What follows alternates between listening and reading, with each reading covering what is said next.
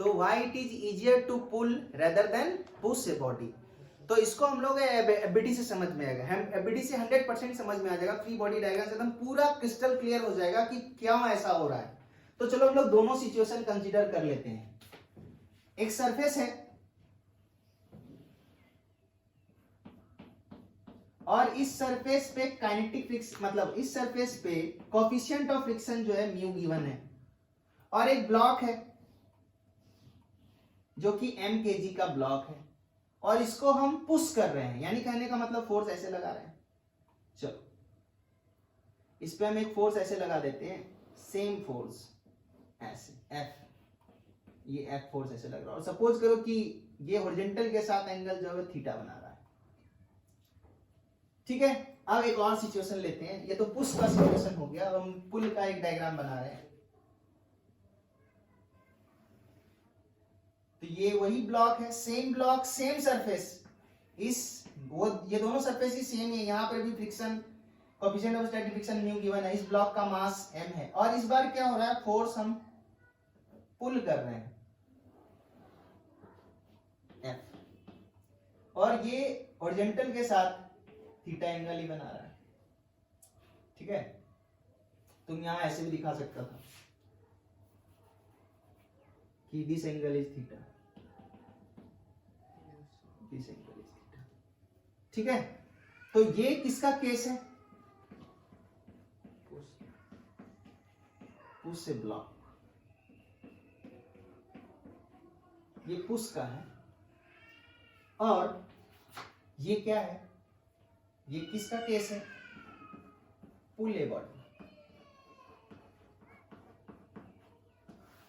ठीक है, हम कुछ नहीं करेंगे, हम केवल एफबीडी ड्रॉ करेंगे। हम सिंपल सा बात बोल रहे हैं तुमको, फ्रिक्शन में भी इतना सवाल बनाना है, एफबीडी जरूर बनाना, एफबीडी बनाओगे सवाल आसान हो जाएगा। ध्यान से देखो, तो इस ब्लॉक, ये ब्लॉक जो एक हॉरिजॉन्टल सरफेस पे रखा हुआ है, ठीक है, जिसपे फ्रिक्शन का वैल्यू दिया हुआ म्यू, ठीक है, और उस पे भी म्यू दिया हुआ है, यहां पर पुल कर रहे हैं और यहां पर पुश कर रहे हैं। अंतर कुछ नहीं है, अंतर बस यहाँ पर है फोर्स का डायरेक्शन पुल का है, और यहाँ पर फोर्स का डायरेक्शन पुश का है। एंगल यहाँ भी थीटा है, एंगल वहां भी थीटा है, एंगल सब कुछ सेम है, बस एक पुश है और एक पुल है, बाकी सारा सिचुएशन क्या है, सेम है। तो हम कहना क्या चाहते हैं, एफबीडी बनाओ। अच्छा, इस ब्लॉक का मूवमेंट किधर हो सकता है सर, इस साइड, अगर गर्म फोर्स ऐसे लगा तो ये बॉडी इधर मूव करना चाहेगा या नहीं चाहेगा, चाहेगा।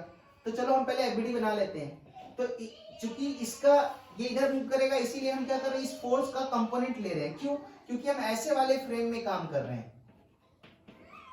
ठीक है, तो इस फोर्स को हम ब्रेक कर देते हैं। देखो, फोर्स को ब्रेक करेंगे तो एक फोर्स ऊपर चला जाएगा, ये हो जाएगा तुम्हारा F साइन थीटा, और ये हो जाएगा तुम्हारा क्या, F cos थीटा। ठीक है, F cos थीटा। ठीक है, और इस ब्लॉक पे एक नॉर्मल रिएक्शन लगेगा ऊपर की तरफ N, और इस पे एक फोर्स नीचे की तरफ लगेगा, वो होगा mg। होगा ही नहीं होगा?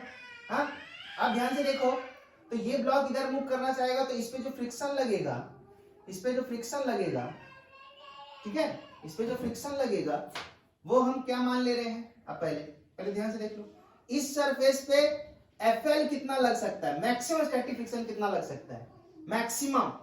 हम FL का बात कर रहे हैं, डायरेक्शन फ्रिक्शन का तो इधर ही होगा, लेकिन कितना लगेगा वो बाद में। मैक्सिमम इस सरफेस पे कितना फ्रिक्शन लग सकता है, तो इस सरफेस पे मैक्सिमम फ्रिक्शन कितना लग सकता है, FL1, और डायरेक्शन तो इधर ही होगा। FL मान लिए हम, ठीक है, FL मान लिए, चलो FL1 बोल देते हैं। इज इक्वल टू क्या होता है, म्यू इंटू एन, तो म्यू इंटू एन। तो ध्यान से देखो, ये हो गया म्यू और एन का वैल्यू। ध्यान से देखो, वर्टिकल डायरेक्शन में नहीं, यही तो गलत है। ध्यान से देखो, वर्टिकल डायरेक्शन में हम लिखेंगे n plus F sine theta बराबर mg। mg को केवल n बैलेंस नहीं करना है, mg is balanced by normal reaction as well as the component of this force F, which is F sin theta. So n is equal to what? n equal to mg minus F sin theta. तो हम तुमसे अगर पूछ रहे हैं, अगर ये हम पुल वाला फोर्स अगर नहीं लगाते तो what will be the value of normal reaction, mg plus ये सर mg बस होगा। mg अगर हम नहीं लगाते तो केवल mg लगता। फोर्स लगाने से नॉर्मल रिएक्शन घटा या बढ़ा, घटा, घट गया सर। अगर हम फोर्स नहीं लगाते तो नॉर्मल का वैल्यू mg होता है या ना? जब हम फोर्स लगाए तो नॉर्मल का वैल्यू घटा या बढ़ा? घट गया। नॉर्मल का वैल्यू अगर घट गया तो फ्रिक्शन का वैल्यू भी क्या हो जाएगा? तो फ्रिक्शन का वैल्यू घट जाएगा, फ्रिक्शन का वैल्यू घट जाएगा और कितना हो जाएगा? Mu mg minus f sin theta. बोलो हाँ या ना? अब ये जो मैक्सिमम स्टैटिक फ्रिक्शन है ये कम आया या ज्यादा? कम आया। अगर हम फोर्स नहीं लगाते तो n का वैल्यू mg आता और उस समय फ्रिक्शन का वैल्यू आता FL1 का वैल्यू आता म्यू mg, आया ना? लेकिन अभी कितना आ रहा है? Mu bracket start mg minus f sin theta, यानी mg f sin थीटा से डिक्रीज कर गया तो फ्रिक्शन फोर्स भी डिक्रीज कर गया ना? आप सोच के देखो, तुम जब पुल करते हो तो फ्रिक्शन अगर कम लगे तो अच्छा है या खराब? अच्छा। इसीलिए पुल करना ज्यादा आसान होता है, क्योंकि पुल के केस में नॉर्मल रिएक्शन डिक्रीज कर जाता है और नॉर्मल रिएक्शन डिक्रीज करने से frictional force, maximum value of frictional force decrease कर जाता है। That's why it is easier to pull a body rather than push a body. अब पुश के केस में देखो, फिर से फ्री बॉडी डायग्राम बनाओ। ये फोर्स ऐसे लग रहा है, फिर से वही बात कर रहे हैं, ध्यान से देखो तो मेरा वर्किंग एक्सिस ऐसा है, इधर y एक्सिस है और इधर क्या है? x एक्सिस है। फोर्स हम ऐसे लगा रहे हैं जिसका दो कंपोनेंट आएगा, एक कंपोनेंट इधर आएगा, एक कंपोनेंट इधर आएगा। ध्यान से देखो, ये एंगल अगर थीटा है तो ये एंगल भी थीटा होगा, ये होगा तुम्हारा f cos थीटा और ये वाला फोर्स होगा f sin थीटा। ये वाला फोर्स क्या होगा? f sin थीटा होगा या नहीं होगा? अब ध्यान से देखो, इस वाले ब्लॉक पे नॉर्मल रिएक्शन n ऊपर लगेगा और mg नीचे लगेगा, लगेगा नहीं लगेगा?